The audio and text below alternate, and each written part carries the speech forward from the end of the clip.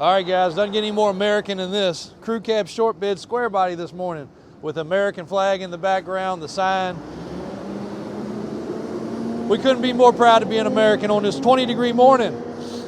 But we do have a customer on this truck. A lot of you guys asked where this truck went, just like usual. As soon as we posted it, it was in the background of one of the videos. Somebody saw it, loved it, and decided this was pretty much going to be the truck he desired. So we're going to do a couple finishing touches. We weren't in any rush. He has not paid for it. He asked us to answer some questions. Of course, as soon as the truck arrived, it needed an absolute ton of repair work. And it's been sitting in the shop for the last 3 weeks. All the wiring to the gas tanks was improper. The switcher valve didn't work. It was running off one tank only. The fuel plumbing was not right. The fuel pumps were not right. This truck has a 502 ramjet fuel injected motor.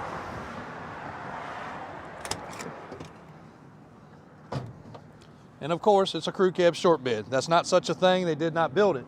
We also wanted to verify that how they did the framework was done well. And it was. It was done really well. But a ramjet 502 GM Performance crate engine. Everything under the hood was color matched with this, I call it FabTech Blue. I don't know the color code, but I can promise you it is the same color we painted our FabTech show truck years ago. But they did a decent job under the hood. There's where everything else changed. Like I said, you go back and you watch the video, we had a rat's nest of wiring underneath this truck. Brian spent a whole day just cleaning up wiring alone. We put the higher pressure pumps, all the stuff in the tanks to do that right so it feeds the 502 properly. This thing sounds amazing, runs great. Customers considering doing a 5-speed or 6-speed swap, which would be pretty cool because he wants a manual. And he wants to know highway speeds, how's it run, what's the gear ratio like, does he need a bigger tire, some questions like that. So again, now that it's out of the shop finally, it's been blocked up in the corner, finishing everything up that we needed to. Now we're going to drive it, try to answer his questions. If it suits his fancy, he's going to send the money and wire it. If he doesn't, somebody's going to get a cool truck. So that's kind of how we try to do things. Let's jump in and do the drive.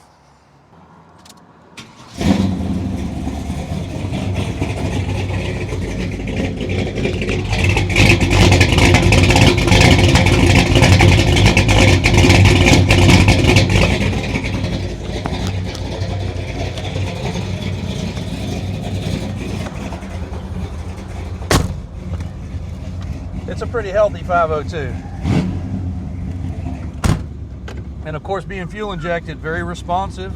And on this cold day, fuel injection is nice because carburetors don't like to run. So the questions the man asked are very valid. RPMs on the highway. Can it be a highway driven truck? Don't know till we try. It is a 14 bolt in a Dana 60. So that combination could be 373, 410, 456. But without popping a cover, we don't know. That's also not a problem to do. It's a non-overdrive transmission, so in that case, you only have 3 speeds. You don't have a 4th. We're running down the road now at 45 per the speedometer. Let's see if I got a GPS app in my phone we could use.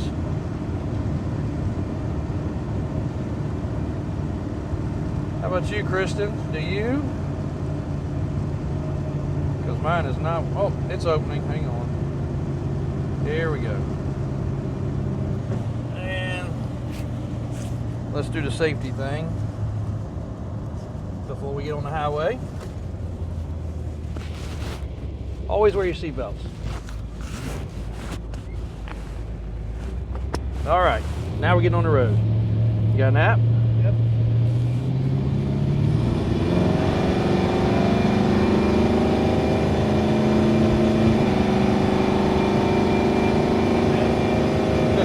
It gets down pretty good. And of course, BF Goodrich tires, nothing rides better than a nice set of all-terrains.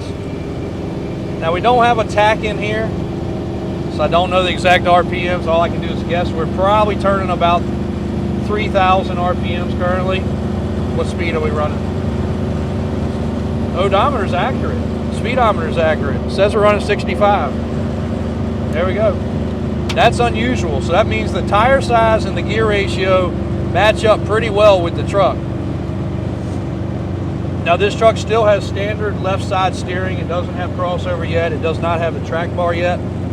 This snow has been killing my eyes. You would not believe how much brighter it is with snow on the ground. Reflective is crazy. Switcher valve, you can switch the tanks. Another thing on that, we used to do years ago, we keep racing fuel in one tank, regular fuel in the other. So you pull up at a car show and you want to smell good, you flip it over. Or if you had a high compression motor, which is what I did have, you could switch it over and get on it and not fry your pistons, you know, not have spark rattle and break a piston in half. So if you're driving normal, you could run on the premium fuel, flip it over to run the racing fuel. So that was pretty neat. Actually, I think my uncle did the same thing years ago because he had a pretty high performance motor in one of his square bodies. Pretty much probably where I learned that from. Oil pressure's good. Temperature gauge is down here. It's an aftermarket temperature gauge. Got the clock. Charging 14, 15 volts right now. Heat's not so great, but again, it's 20 degrees outside or something, so it's probably not expected to be. It's around about 170 degrees. We got on it pretty good. It did not warm up or get warm at all. That's kind of good. Probably got a 160 or 180 thermostat.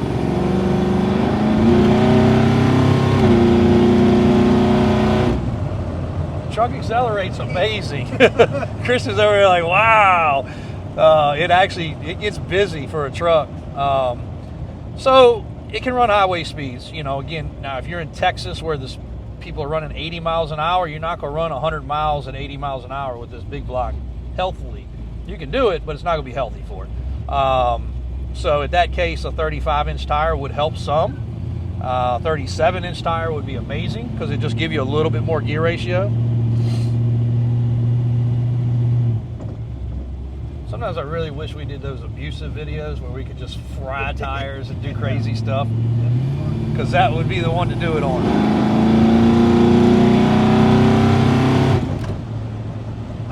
Wow. The truck gets down. It's strong. But Daniel was just commenting, he was just running it up to me, because again, it's been sitting in the shop and they're finishing up their stuff. The interior of this truck's really great. It needs a couple little clips. It needs a couple little things. Of course, like every one of them, the damn door key does not work in the door. I'm sure we figured that out because we locked it and didn't have a key. The dash is in great shape. That appears to be a factory dash. Yeah, it's definitely not a cover, but appears to be a factory dash. And again, this would have started life as a crew cab, probably a dual rear wheel truck or single rear wheel truck, either one. And the chassis was cut and it was shortened. And we can do a video about that. We caught a little bit of that while we had the tanks out, because where this truck was done is near where the tanks are. And they did a nice job pie cutting it together.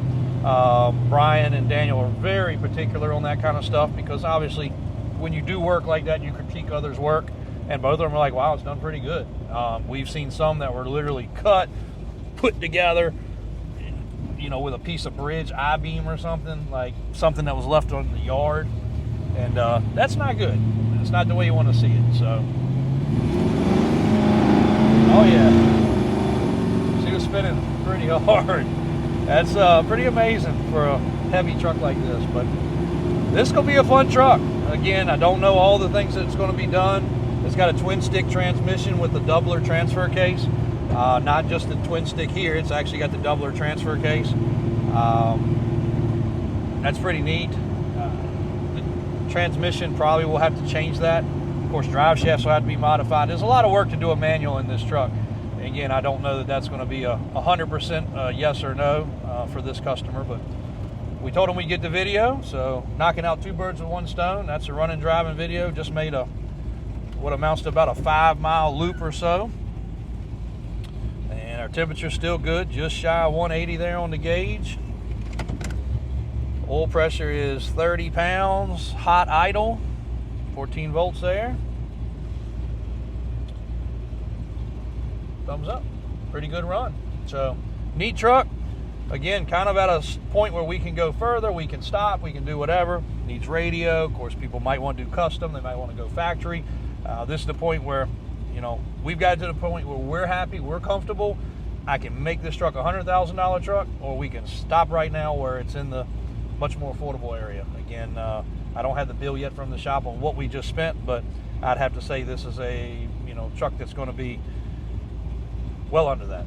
I'll leave it at that currently. So turnkey, runs good, idles good, sitting here. Again, it's cold out, but still running well below 180, 175, and aluminum radiator, all the good stuff under the hood. So check it out. If he does not get it, it'll go on the website. If he does get it, you might see a couple of videos while I was getting some customization, some power steps, some other things, but cool truck. Definitely giving it a thumbs up. So thanks, guys. Appreciate you riding along with us today.